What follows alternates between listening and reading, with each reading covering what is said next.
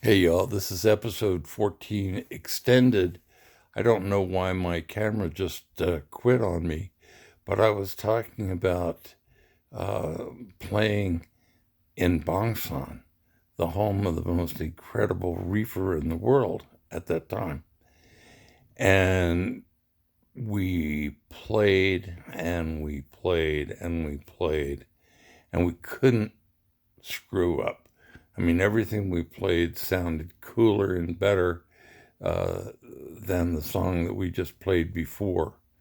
And Anthony, gosh, he could dance, man. He was really an entertainer and a half.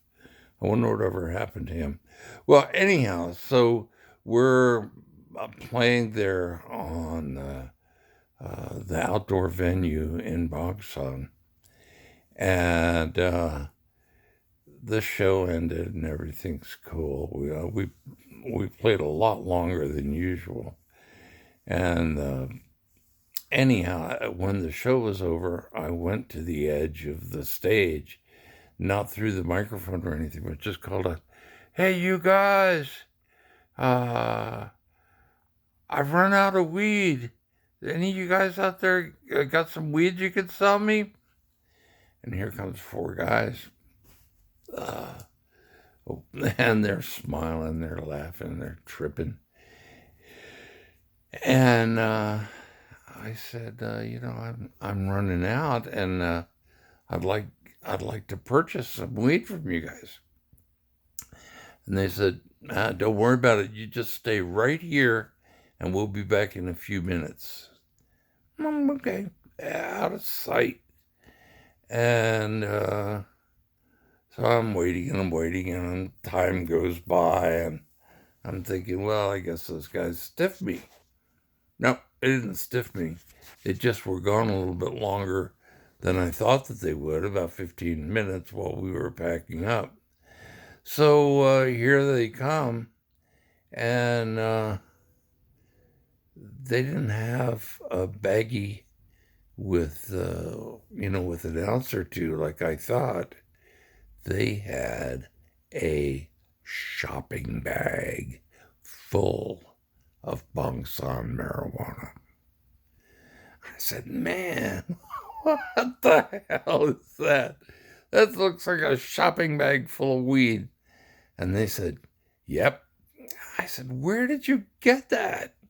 Because in Nha Trang, you had to go through Mamasan if you wanted to buy weed. And they said, oh man, it just grows wild right outside the gate. And they had gone out there and plucked off these branches and stripped off the leaves and put all the leaves in a bag. And it wasn't just loose, it was packed in a shopping bag, packed in there tight. And I thought, well, gosh, thanks, guys. How much do I owe you for that? I said, oh, just take it. It's yours. It's just a weed. And I thought, man, alive. And then they told me the story about how this one grove of marijuana that grew just outside the gate of the base there at Bangsan, that it had been a marijuana patch for over 1,000 years. Golly day. And it had been growing wild as a weed for over 1,000 years. And that at the end of the growing season, all the leaves would fall like leaves off of a deciduous tree would fall. And year after year, the leaves would fall, and year after year, the cellulose would rot. And as the leaf rotted away, the only thing that was left was the oily, tarry residue, the sap, so to speak. And uh, that's where all the THC is.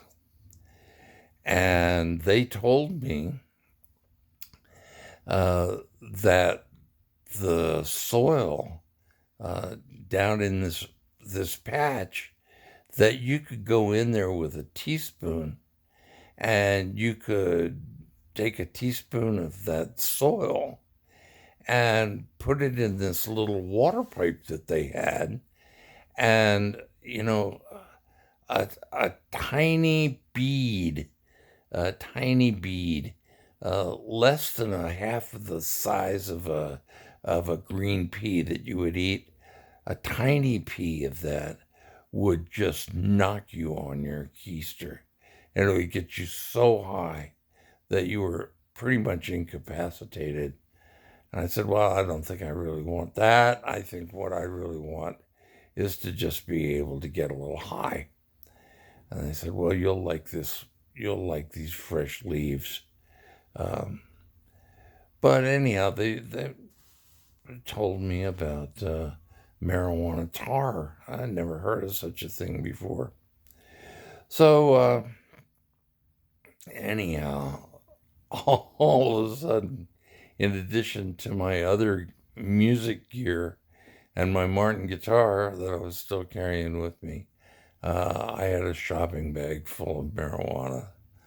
Oh my golly, you just can't believe uh, I was, it was delightful. And, I'd roll it up into a joint. It didn't burn that well because it was absolutely fresh off the vine, but it definitely gets you high. Uh, Definitely gets you high. It was so mild and so powerful that it was a trip, absolutely a trip. So we concluded our business in Bong, and it was wonderful. And we flew. I think this time we probably flew on a C-130 out of Bong, and lo and behold, took us right back to my home base of Nha Trang, where I got to visit with my homeboys from the 281st. It was crazy, man, because they could not believe, those boys down there could not believe that I had a shopping bag filled with Bong marijuana. And it was good that we went from Bong to Nha Trang because that's too much marijuana to carry.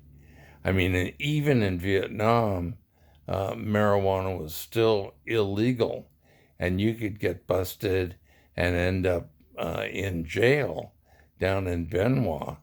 They had an army jail in Benoit, and they didn't think twice about putting GIs in jail for dealing drugs or, you know, messing up, assault and battery, that sort of stuff. So the jail was pretty heavily populated in Benoit. Well, I remember playing in the enlisted man's club there in Nha Trang, and it was one of those deals. I mean, the Special Forces Enlisted Man's Club, it was a palace, and it was air conditioned to the max. I mean, you could, you know, make it snow, and it would just about freeze your ass off. And, you know, 90 degrees outside, and you walk in and it's 65. And you go, oh my gosh, I'm freezing to death. So we set up our gear and we get ready to play our show. And it was, in one way, it was a repeat of when we first started playing up north by the DMZ, because there were these drunk guys in the back. Where are the bimbos? Where are the bimbos? And, just like up north, I was saying, hey guys, chill out. We're just GIs. And we're volunteering to entertain you and help you with your morale. That's why we're here. And, don't harass us about a bimbo. If we could, we would have bimbos with us and we'd be dorking them all the time. And where are the bimbos? Where are the bimbos? Well, they were just drunk. And that went on for a while. And finally, I mean, this is Special Forces headquarters, you understand. And these drunk guys were pretty clearly Special Forces guys. And finally, I just said, stop the music, stop the music. And I went over to the edge of the stage and I said, look, you some bitch. Nobody bothers you while you're out there driving your frickin' garbage truck. Nobody bothers you, so leave us alone while we're up here doing our jobs. I don't want to hear any more noise from you. And the place erupted in applause. It just erupted. I'm thinking, I'm taking my life in my hand by scuffing this Special Forces guy, and he's going to rush the stage, and I'm going to have to hit him in the head with my guitar or something drastic. But no, all's well that ends well. So we went ahead and played, went outside, went back to the 281st to see. Well, the guys from the 281st came to hear us play, and they weren't particularly impressed. Because we didn't sound that great like we did in Bong. We sounded okay. And I think maybe the other guys in the band were a little drunk. So we finished that show and prepared for the next day. And I spent the night that night in the 281st Company area. I don't know where the other guys in the band stayed. Maybe the Special Forces guest quarters. And as I understand, I didn't meet her, but what they told me was that Martha Ray, the big sister of the Special Forces, was there at headquarters, and we could have invited her to come sing with the band in the Enlisted Bands Club. But anyhow, that was an opportunity that passed us by.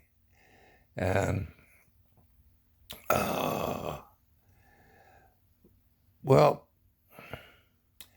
I could go on, but I think that this is probably a good time to cause an end to episode 14 extended.